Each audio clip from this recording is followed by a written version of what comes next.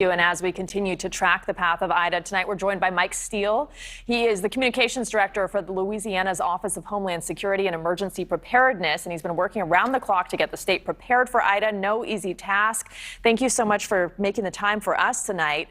There are emergency declarations and evacuation orders in place. Some big issues we've been hearing from Gerard and others could be the storm surge, the flooding, long-term loss of electricity. What preparations are you all making right now? So from the state standpoint, we talk about things kind of being moved into place. We have all the resources now set up kind of out of harm's way, but ready to roll in as soon as the conditions allow. You have everything from thousands of utility workers ready to roll in. FEMA's on the ground here. They've been staging assets across the state in certain areas. The Guard, the Louisiana National Guard, has been fully activated, and we have a number of things ready to go. Tonight it's very difficult for a lot of our evacuees. There's a lot of traffic on the interstate system through Louisiana. We're asking people to be patient. We're happy to see them kind of taking advantage of this time we have before the storm hits. But, it's going to be a rough couple of days. But from a behind the scenes standpoint, we kind of have all the moves done we can do at this point. Yeah, and only parts of New Orleans are under mandatory evacuations, right, as opposed to the whole city, because they said there just wasn't enough time. Does that worry you? Yeah, absolutely. But, there's a lot more in place now compared to like back in 2005. Things have improved along, the border protection system around New Orleans. There's some confidence that everything will be okay from that standpoint.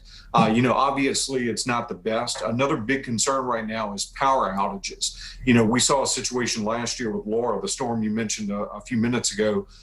Some people went weeks without power after that event because there was just major infrastructure damage to the utility systems and that type thing. We could be faced with a situation like that again here. So if people have loved ones or maybe elderly people in their family that can't deal, with extended power outages, we really need everyone to kind of look out for each other and protect each other while we get through this event. Yeah, so we know after the storm, power outages are a huge concern. What about right before the actual eye of the hurricane makes landfall and then during the storm?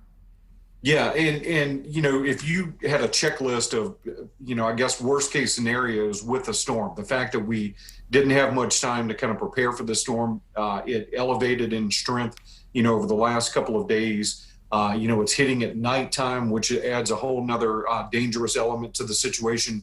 And it's hitting the corner of our state with our highest population levels, everything from New Orleans up to the Baton Rouge area and the North Shore of Lake Pontchartrain. There's a lot more people in this part of the state. And so, we're just going to have to find a way to work through it. The governor has kind of, again, done all the moves he can make behind the scenes.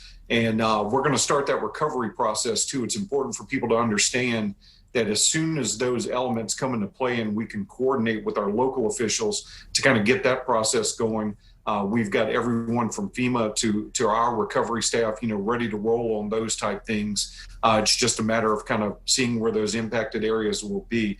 We also ask the public not to be on the roadways, as these conditions deteriorate. There could be a lot of flash flooding, some isolated tornadoes. It's dangerous to get out and sightsee or travel. We have 511la.org is our state transportation department's website. We're asking everyone to go to that site before they venture out.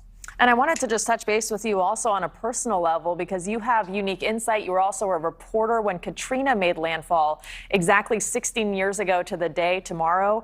What do you remember most about that trauma and that ordeal? And what do you think will be different and similar this time? Obviously, there have been repairs to the levee. Yeah, and one of the big crippling things back then, like you said, when even with the media, we went into New Orleans not really knowing what to expect. And when we saw the damage and just the dire situation in the city, you really couldn't even get that information out hardly because the communication systems were so broken.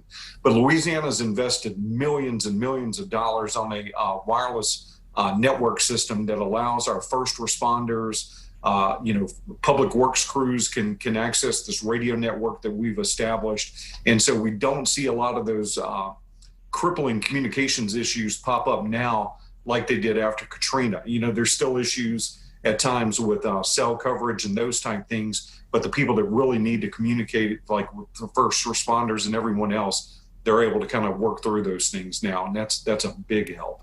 All right. Well, we are wishing all of you the best. Mike Steele, thank you so much for joining us tonight. Stay You safe. bet. Thank you.